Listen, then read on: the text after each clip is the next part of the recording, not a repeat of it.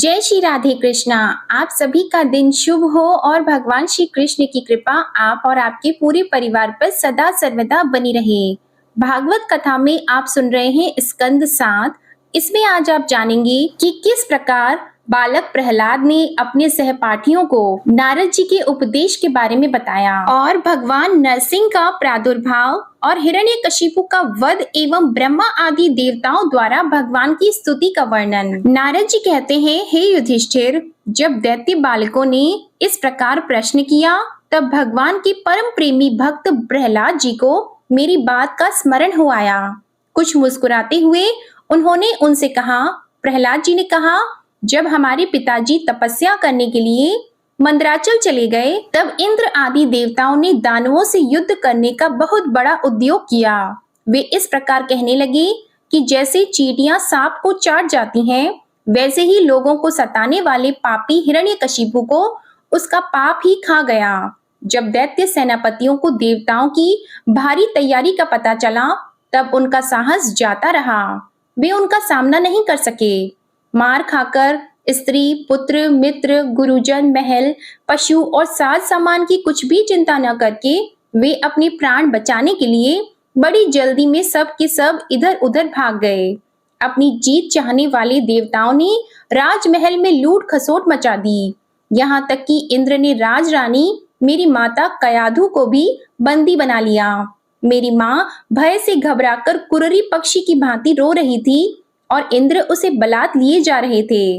दैववश देवर्षि नारद उधर आ निकले और उन्होंने मार्ग में मेरी माँ को देख लिया। उन्होंने कहा, देवराज, यह निरपराध है, इसे ले जाना उचित नहीं। महाभाग, इस सती साध्वी पर नारी का तिरस्कार मत करो, इसे छोड़ दो, तुरंत छोड़ दो। इंद्र ने कहा, यह देवद्रोही हिरण्यकशिपु की गर्भवती है। प्रसव पर्यंत यह मेरे पास रहे, बालक हो जाने पर उसे मारकर मैं इसे छोड़ दूंगा। नारद जी ने कहा, इसके गर्भ में भगवान का साक्षात परम प्रेमी भक्त और सेवक अत्यंत बली और निष्पाप महात्मा है। तुम में उसको मारने की शक्ति नहीं है। देवर्षि नारद की यह बात सुनकर उसका सम्मान करते हुए इंद्र ने मेरी माता को छोड़ दिया और फिर इसके गर्भ में भगवत भक्त है, इस भाव से उन्होंने मेरी माता की प्रदक्षिणा की और अपने लोक में चले गए। इसके बाद देवर्षि नारद जी मेरी माता को अपने आश्रम पर ले गए और उसे समझा बुझा कर कहा, बेटी, जब तक तुम्हारा पति तपस्या करके लौटे तब तक तुम यहीं रहो। जो आज्ञा कहकर वह निर्भयता से देवर्षि नारद के आश्रम पर ही रहने लगी और तब तक रही जब तक मेरे पिता घोर तपस्या से लौटकर नहीं आए। मेरी गर्भवती माता मुझ गर्भस्थ शिशु की मंगल कामना से और इच्छित समय पर अर्थात मेरे पिता के लौटने के बाद संतान उत्पन्न करने की कामना से बड़े प्रेम तथा भक्ति के साथ नारद जी की सेवा करती रही। देवर्षि नारद जी बड़े दयालु और सर्व समर्थ हैं। उन्होंने मेरी माँ को भागवत धर्म का रहस्य और विशुद्ध ज्ञान दोनों का उपदेश किया। उपदेश करते समय उनकी दृष्टि मुझ पर भी थी। बहुत समय बीत जाने के कारण और स्त्री होने के कारण भी मेरी माता को तो अब उस ज्ञान की स्मृति नहीं रही, परंतु देवर्षि की विशेष कृपा होने के कारण मुझे उसकी विस्मृति नहीं हुई। यदि तुम लोग मेरी इस बात पर श्रद्धा करो तो तुम्हें भी वह ज्ञान हो सकता है, क्योंकि श्रद्धा से स्त्री और बालकों की बुद्धि भी मेरे ही समान शुद्ध हो सकती है।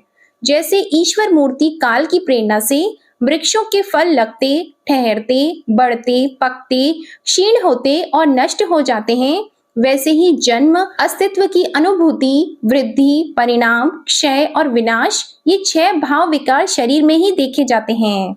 आत्मा से इनका कोई संबंध नहीं है। आत्मा नित्य, अविनाशी, शुद्ध, एक, क्षेत्रज्ञ, आश्रय, निर्विकार, स्वयं प्रकाश, सबका कारण, व्यापक, असंग तथा आवरण रहित है। ये 12 आत्मा के उत्कृष्ट लक्षण हैं। इनके द्वारा आत्म तत्व को जानने वाले पुरुष को चाहिए कि शरीर आदि में अज्ञान के कारण जो मैं और मेरे का झूठा भाव हो रहा है उसे छोड़ दो। जिस प्रकार सुवर्ण की खानों में पत्थर में मिले हुए सुवर्ण को उसके निकालने की विधि जानने वाला स्वर्णकार उन विधियों से उसे प्राप्त कर लेता है, वैसे ही अध्यात्म तत्व को जानने वाला पुरुष आत्म प्राप्ति के उपायों द्वारा अपने शरीर रूप क्षेत्र में ही ब्रह्म पद का साक्षात्कार कर लेता है। आचार्यों ने मूल प्रकृति, महतत्व, अहंकार और पंच तन्मात्राएं इन 8 तत्वों को प्रकृति बताया है। उनके 3 गुण हैं, सत्व, रज और तम, और उनके विकार हैं 16, 10 इंद्रियां, 1 मन और 5 महाभूत। इन सब में एक पुरुष तत्व अनुगत है। इन सब का समुदाय ही देह है। यह 2 प्रकार का है, स्थावर और जंगम। इसी में अंतःकरण, इंद्रिय आदि अनात्म वस्तुओं का यह आत्मा नहीं है। इस प्रकार बोध करते हुए आत्मा को ढूंढना चाहिए। आत्मा सब में अनुगत है, परंतु है वह सबसे अलग।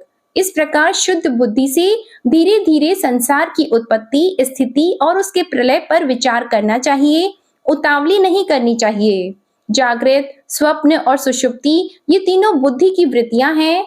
इन वृत्तियों का जिसके द्वारा अनुभव होता है वही सबसे अतीत, सबका साक्षी परमात्मा है।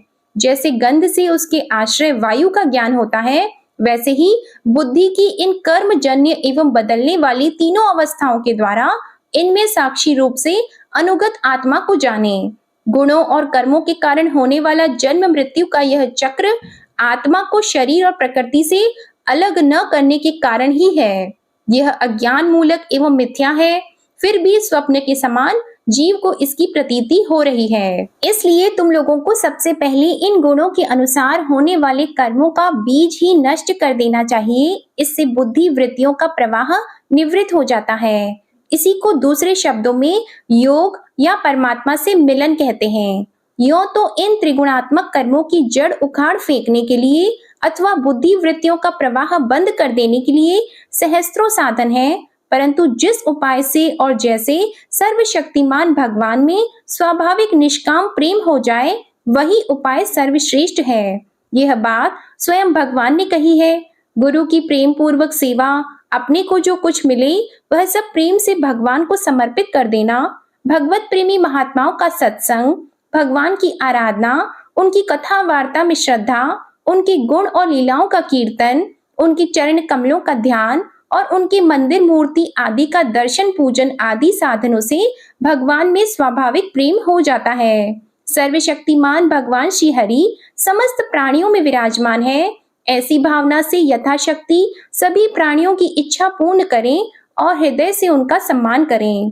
काम, क्रोध, लोभ, मोह, मद और मत्सर इन 6 शत्रुओं पर विजय प्राप्त करके जो लोग इस प्रकार भगवान की साधन भक्ति का अनुष्ठान करते हैं, उन्हें उस भक्ति के द्वारा भगवान श्री कृष्ण के चरणों में अनन्य प्रेम की प्राप्ति हो जाती है।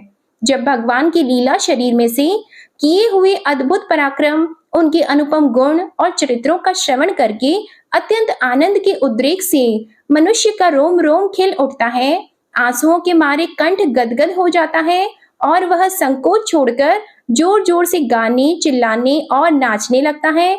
जिस समय वह ग्रहग्रस्त पागल की तरह कभी हंसता है, कभी करुण क्रंदन करने लगता है, कभी ध्यान करता है, तो कभी भगवत भाव से लोगों की वंदना करने लगता है। जब वह भगवान में ही तन्मय हो जाता है, बार बार लंबी सांस खींचता है और संकोच छोड़कर हरे, जगतपते, नारायण कहकर पुकारने लगता है, तब भक्ति योग के महान प्रभाव से उसके सारे बंधन कट जाते हैं और भगवत भाव की ही भावना करते करते उसका हृदय भी तदाकार भगवन्मय हो जाता है। उस समय उसके जन्म मृत्यु के बीजों का खजाना ही जल जाता है और वह पुरुष श्री भगवान को प्राप्त कर लेता है। इसलिए मित्रों, तुम लोग अपने अपने हृदय में हृदयेश्वर भगवान का भजन करो। असुर कुमारों, अपने हृदय में ही आकाश के समान नित्य विराजमान भगवान का भजन करने में कौन सा विशेष परिश्रम है। वे समान रूप से समस्त प्राणियों के अत्यंत प्रेमी मित्र हैं और तो क्या अपनी आत्मा ही है। इस प्रकार प्रहलाद जी ने उन दैत्य बालकों को उपदेश दिया। नारद जी कहते हैं, प्रहलाद जी का प्रवचन सुनकर दैत्य बालकों ने उसी समय से निर्दोष होने के कारण उनकी बात पकड़ ली। गुरुजी की दूषित शिक्षा की ओर उन्होंने ध्यान ही न दिया। जब गुरुजी ने देखा कि उन सभी विद्यार्थियों की बुद्धि एकमात्र भगवान में स्थिर हो रही है, तब वे बहुत घबराए और तुरंत हिरण्यकशिपु के पास जाकर निवेदन किया। अपने पुत्र प्रहलाद की इस असहाय और अप्रिय अनीति को सुनकर क्रोध के मारे उसका शरीर थर थर कांपने लगा। अंत में उसने यही निश्चय किया कि प्रहलाद को अब अपने ही हाथ से मार डालना चाहिए। मन और इंद्रियों को वश में रखने वाले प्रहलाद जी बड़ी नम्रता से हाथ जोड़कर चुपचाप हिरण्यकशिपु के सामने खड़े थे और तिरस्कार के सर्वथा अयोग्य थे। परंतु हिरण्यकशिपु स्वभाव से ही क्रूर था। वह पैर की चोट खाए हुए सांप की तरह फुफकारने लगा। उसने उनकी ओर पाप भरी टेढ़ी नजर से देखा और कठोर वाणी से डांटते हुए कहा, मूर्ख, तू बड़ा उद्दंड हो गया है। स्वयं तो नीच है ही, अब हमारे कुल के और बालकों को भी फोड़ना चाहता है। तूने बड़ी ढिठाई से मेरी आज्ञा का उल्लंघन किया है। आज ही तुझे यमराज के घर भेजकर इसका फल चखाता हूँ। मैं तनिक सा क्रोध करता हूँ तो तीनों लोक और उनके लोकपाल कांप उठते हैं। फिर मूर्ख, तूने किसके बलबूते पर नीडर की तरह मेरी आज्ञा के विरुद्ध काम किया है? प्रहलाद जी ने कहा, दैत्यराज, ब्रह्मा से लेकर तिनके तक सब छोटे बड़े चर अचर जीवों को भगवान ने ही अपने वश में कर रखा है। न केवल मेरे और आपके, बल्कि संसार के समस्त बलवानों के बल भी केवल वही हैं। वे ही महापराक्रमी सर्वशक्तिमान प्रभु काल हैं तथा समस्त प्राणियों के इंद्रिय बल, मनोबल, देह बल, धैर्य एवं इंद्रिय भी वही हैं। वही परमेश्वर अपनी शक्तियों के द्वारा इस विश्व की रचना, रक्षा और संहार करते हैं। वे ही तीनों गुणों के स्वामी हैं। आप अपना यह आसुर भाव छोड़ दीजिए। अपने मन को सबके प्रति समान बनाइए। इस संसार में अपने वश में न रहने वाले कुमार्गगामी मन के अतिरिक्त और कोई शत्रु नहीं है। मन में सबके प्रति समता का भाव लाना ही भगवान की सबसे बड़ी पूजा है। जो लोग अपना सर्वस्व लूटने वाले इन 6 इंद्रिय रूपी डाकुओं पर तो पहले विजय नहीं प्राप्त करते और ऐसा मानने लगते हैं कि हमने 10 दिशाएं जीत ली, वे मूर्ख हैं। हाँ, जिस ज्ञानी एवं जितेंद्रिय महात्मा ने समस्त प्राणियों के प्रति समता का भाव प्राप्त कर लिया, उसके अज्ञान से पैदा होने वाले काम, क्रोध आदि शत्रु भी मर मिट जाते हैं। फिर बाहर के शत्रु तो रहे ही कैसे? हिरण्यकशिपु ने कहा, अरे मंद बुद्धि, तेरे बहकने की भी अब हद हो गई है। यह बात स्पष्ट है कि अब तू मरना चाहता है, क्योंकि जो मरना चाहते हैं वे ही ऐसी बेसिर पैर की बातें बका करते हैं। अभागी, तूने मेरे सिवा जो और किसी को जगत का स्वामी बताया है, सो देखो तो तेरा वह जगदीश्वर कहाँ है? अच्छा, क्या कहा? वह सर्वत्र है, तो इस खंबे में क्यों नहीं दिखता? अच्छा, तुझे इस खंबे में भी दिखाई देता है। अरे तू क्यों इतनी डींग हाँक रहा है? मैं अभी अभी तेरा सिर धड़ से अलग किए देता हूँ। देखता हूँ तेरा वह सर्वस्व हरि, जिस पर तुझे इतना भरोसा है, तेरी कैसे रक्षा करता है। इस प्रकार वह अत्यंत बलवान महादैत्य भगवान के परम प्रेमी प्रहलाद को बार बार झिड़कियां देता और सताता रहा। जब क्रोध के मारे वह अपने को रोक न सका, तब हाथ में खड़ग लेकर सिंहासन से कूद पड़ा और बड़े जोर से उस खंबे को एक घूंसा मारा। उसी समय उस खंबे में एक बड़ा भयंकर शब्द हुआ। ऐसा जान पड़ा मानो यह ब्रह्मांड ही फट गया हो। वह ध्वनि जब लोकपालों के लोक में पहुंची, तब उसे सुनकर ब्रह्मा आदि को ऐसा जान पड़ा मानो उनके लोगों का प्रलय हो रहा हो। हिरण्यकशिपु प्रहलाद को मार डालने के लिए बड़े जोर से झपटा था, परंतु दैत्य सेनापतियों को भी भय से कपा देने वाले उस अद्भुत और अपूर्व घोर शब्द को सुनकर वह घबराया हुआ सा देखने लगा कि यह शब्द करने वाला कौन है, परंतु उसे सभा के भीतर कुछ भी दिखाई न पड़ा। इसी समय अपने सेवक प्रहलाद और ब्रह्मा की वाणी सत्य करने और समस्त पदार्थों में अपनी व्यापकता दिखाने के लिए सभा के भीतर उसी खंबे में बड़ा ही विचित्र रूप धारण करके भगवान प्रकट हुए। वह रूप न तो पूरा पूरा सिंह का था और न मनुष्य का था। जिस समय हिरण्यकशिपु शब्द करने वाले की इधर उधर खोज कर रहा था, उसी समय खंबे के भीतर से निकलते हुए उस अद्भुत प्राणी को उसने देखा। वह सोचने लगा, अहो, यह न तो मनुष्य है और न पशु, फिर ये नरसिंह के रूप में कौन सा अलौकिक जीव है। जिस समय हिरण्यकशिपु इस उधेड़ बुन में लगा हुआ था, उसी समय उसके बिल्कुल सामने ही नरसिंह भगवान खड़े हो गए। उनका वह रूप अत्यधिक भयावना था। तपाए हुए सोने के समान पीली पीली भयानक आंखें थीं। जम्भाई लेने से गर्दन के बाल इधर उधर लहरा रहे थे। दाढ़ें बड़ी विकराल थीं। तलवार की तरह लपलपाती हुई छुरी की धार के समान तीखी जीभ थी। टेढ़ी भौहों से उनका मुख और भी दारुण हो रहा था। कान निश्चल एवं ऊपर की ओर उठे हुए थे। फूली हुई नासिका और खुला हुआ मुंह पहाड़ की गुफा के समान अद्भुत जान पड़ता था। फटे हुए जबड़ों से उसकी भयंकरता बहुत बढ़ गई थी। विशाल शरीर स्वर्ग का स्पर्श कर रहा था। गर्दन कुछ नाटी और मोटी थी, छाती चौड़ी और कमर बहुत पतली थी। चंद्रमा की किरणों के समान सफेद रोए सारे शरीर पर चमक रहे थे। चारों ओर सैकड़ों भुजाएं फैली हुई थीं, जिनके बड़े बड़े नख आयुध का काम देते थे। उनके पास फटकने तक का साहस किसी को न होता था। चक्र आदि अपने निज आयुध तथा वज्र आदि अन्य श्रेष्ठ शास्त्रों के द्वारा उन्होंने सारे दैत्य दानवों को भगा दिया। हिरण्यकशिपु सोचने लगा, हो न हो महामायावी विष्णु ने ही मुझे मार डालने के लिए यह ढंग रचा है, परंतु इसकी इन चालों से हो ही क्या सकता है।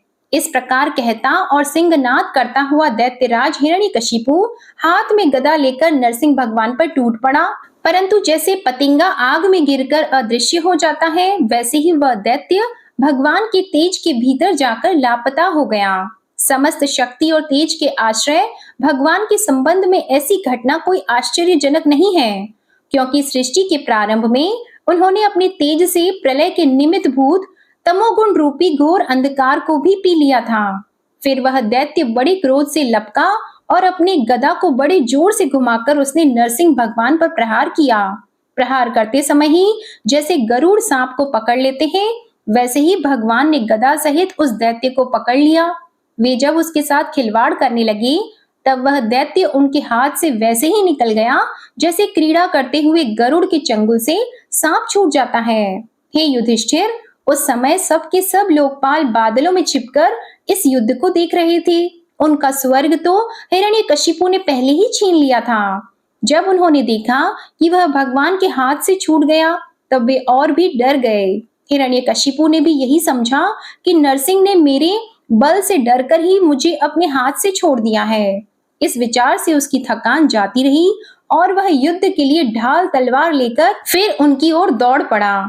उस समय वह बाज की तरह बड़े वेग से ऊपर नीचे उछल कूद कर इस प्रकार ढाल तलवार के पैंतरे बदलने लगा कि जिससे उस पर आक्रमण करने का अवसर ही न मिले।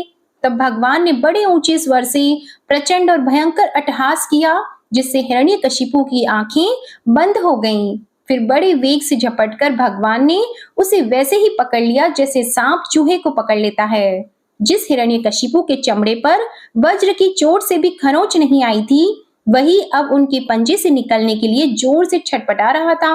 भगवान ने सभा के दरवाजे पर ले जाकर उसे अपनी जांघों पर गिरा लिया और खेल खेल में अपने नखों से उसे उसी प्रकार फाड़ डाला जैसे गरुड़ महाविषधर सांप को चीर डालते हैं। उस समय उनकी क्रोध से भरी विकराल आंखों की ओर देखा नहीं जाता था। वे अपनी लपलपाती हुई जीभ से फैले हुए मुंह के दोनों कोने चाट रहे थे। खून के छींटों से उनका मुंह और गर्दन के बाल लाल हो रहे थे। हाथी को मारकर गले में आंतों की माला पहने हुए मेघराज के समान उनकी शोभा हो रही थी। उन्होंने अपने तीखे नखों से हिरण्यकशिपु का कलेजा फाड़कर उसे जमीन पर पटक दिया। उस समय हजारों दैत्य दानव हाथों में शस्त्र लेकर भगवान पर प्रहार करने के लिए आए, पर भगवान ने अपनी भुजा रूपी सेना से, लातों से और नख रूपी शस्त्रों से चारों ओर खदेड़ खदेड़ कर उन्हें मार डाला। हे युधिष्ठिर, उस समय भगवान नरसिंह के गर्दन के बालों की फटकार से बादल तितर बितर होने लगे। उनके नेत्रों की ज्वाला से सूर्य आदि ग्रहों का तेज फीका पड़ गया। उनके श्वास के धक्के से समुद्र शुद्ध हो गए। उनके सिंहनाद से भयभीत होकर दिग्गज चिघाड़ने लगे। उनके गर्दन के बालों से टकराकर देवताओं के विमान अस्त व्यस्त हो गए। स्वर्ग डगमगा गया। उनके पैरों की धमक से भूकंप आ गया। वेग से पर्वत उड़ने लगे और उनके तेज की चकाचौंध से आकाश तथा दिशाओं का दिखना बंद हो गया। इस समय नरसिंह भगवान का सामना करने वाला कोई दिखाई नहीं पड़ता था। फिर भी उनका क्रोध अभी बढ़ता ही जा रहा था। वे हिरण्यकशिपु की राजसभा में ऊंचे सिंहासन पर जाकर विराज गए। उस समय उनके अत्यंत तेजपूर्ण और क्रोध भरे भयंकर चेहरे को देखकर किसी का भी साहस न हुआ कि उनके पास जाकर उनकी सेवा करे। हे युधिष्ठिर, जब स्वर्ग की देवियों को यह शुभ समाचार मिला कि तीनों लोगों के सिर की पीड़ा का मूर्तिमान स्वरूप हिरण्यकशिपु युद्ध में भगवान के हाथों मार डाला गया, तब आनंद के उल्लास से उनके चेहरे खिल उठे। वे बार बार भगवान पर पुष्पों की वर्षा करने लगी। आकाश में विमानों से आए हुए भगवान के दर्शनार्थी देवताओं की भीड़ लग गई। देवताओं के ढोल और नगाड़े बजने लगे, गंधर्वराज गाने लगे, अप्सराएं नाचने लगी। तात इसी समय ब्रह्मा, इंद्र, शंकर आदि देवता, ऋषि, पितर, सिद्ध, महानाग, मनु, गंधर्व, अप्सराएं, किन्नर और सुनंद कुमुद आदि भगवान के सभी पार्षद उनके पास आए। उन लोगों ने सिर पर अंजलि बांधकर सिंहासन पर विराजमान अत्यंत तेजस्वी नरसिंह भगवान की थोड़ी दूर से अलग अलग स्तुति की। ब्रह्मा जी ने कहा, प्रभु आप अनंत हैं, आपकी शक्ति का कोई पार नहीं पा सकता। आपका पराक्रम विचित्र और कर्म पवित्र हैं। यद्यपि गुणों के द्वारा आप लीला से ही संपूर्ण विश्व की उत्पत्ति, पालन और प्रलय यथोचित ढंग से करते हैं, फिर भी आप उनसे कोई संबंध नहीं रखते, स्वयं निर्विकार रहते हैं। मैं आपको नमस्कार करता हूँ। श्री रुद्र ने कहा, आपके क्रोध करने का समय तो कल्प के अंत में होता है। यदि इस तुच्छ दैत्य को मारने के लिए ही आपने क्रोध किया है, तो वह भी मारा जा चुका। उसका पुत्र आपकी शरण में आया है। भक्त वत्सल प्रभु, आप अपने इस भक्त की रक्षा कीजिए। इंद्र ने कहा, हे पुरुषोत्तम, आपने हमारी रक्षा की है। आपने हमारे जो यज्ञ भाग लौटाए हैं, वे वास्तव में आपके ही हैं। दैत्यों के आतंक से संकुचित हमारे हृदय कमल को आपने प्रफुल्लित कर दिया। वह भी आपका ही निवास स्थान है। यह जो स्वर्ग आदि का राज्य हम लोगों को पुनः प्राप्त हुआ है, यह सब काल का ग्रास है। जो आपके सेवक हैं, उनके लिए यह है ही क्या। स्वामिन, जिन्हें आपकी सेवा की चाह है, वे मुक्ति का भी आदर नहीं करते, फिर अन्य भोगों की तो उन्हें आवश्यकता ही क्या है।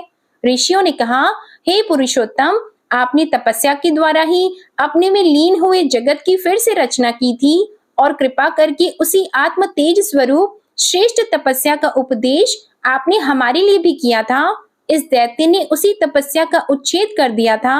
शरणागत वत्सल, उस तपस्या की रक्षा के लिए अवतार ग्रहण करके आपने हमारे लिए फिर से उसी उपदेश का अनुमोदन किया है। सिद्धों ने कहा, हे नरसिंह देव, इस दुष्ट ने अपने योग और तपस्या के बल से हमारी योग सिद्ध गति छीन ली थी। अपने नखों से आपने उस घमंडी को फाड़ डाला है। हम आपके चरणों में विनीत भाव से नमस्कार करते हैं। नागों ने कहा, इस पापी ने हमारी मणियों और हमारी श्रेष्ठ और सुंदर स्त्रियों को भी छीन लिया था। आज उसकी छाती फाड़कर आपने हमारी पत्नियों को बड़ा आनंद दिया है। हे प्रभु, हम आपको नमस्कार करते हैं। प्रजापतियों ने कहा, हे परमेश्वर, आपने हमें प्रजापति बनाया था, परंतु इसके रोक देने से हम प्रजा की सृष्टि नहीं कर पाते थे। आपने इसकी छाती फाड़ डाली और यह जमीन पर सर्वदा के लिए सो गया। सत्वमय मूर्ति धारण करने वाले प्रभु, आपका यह अवतार संसार के कल्याण के लिए है। भगवान के पार्षदों ने कहा, शरणागत वत्सल। किन्नरों ने कहा, हम किन्नरगण आपके सेवक हैं। यह दैत्य हमसे बेगार में ही काम लेता था। हे भगवान, आपने कृपा करके आज इस पापी को नष्ट कर दिया। हे प्रभु, आप इसी प्रकार हमारा अभ्युदय करते रहें। भगवान के पार्षदों ने कहा, हे शरणागत वत्सल, संपूर्ण लोगों को शांति प्रदान करने वाला आपका यह अलौकिक नरसिंह रूप हमने आज ही देखा है। हे भगवान, यह दैत्य आपका वही आज्ञाकारी सेवक था जिसे सनकादि ने शाप दिया था। हम समझते हैं आपने कृपा करके इसके उद्धार के लिए ही इसका वध किया है। जय श्री कृष्ण। आज की कथा यही समाप्त होती है। आशा करती हूँ आपको आज की कथा पसंद आई होगी। अगर पसंद आए तो वीडियो को लाइक करिएगा, शेयर करिएगा और कमेंट में भगवान श्री कृष्ण की जय भी लिखिएगा। आपने हमारे चैनल को अगर अभी तक सब्सक्राइब नहीं किया है तो चैनल को सब्सक्राइब कर लें और बेल आइकन भी प्रेस करें। धन्यवाद।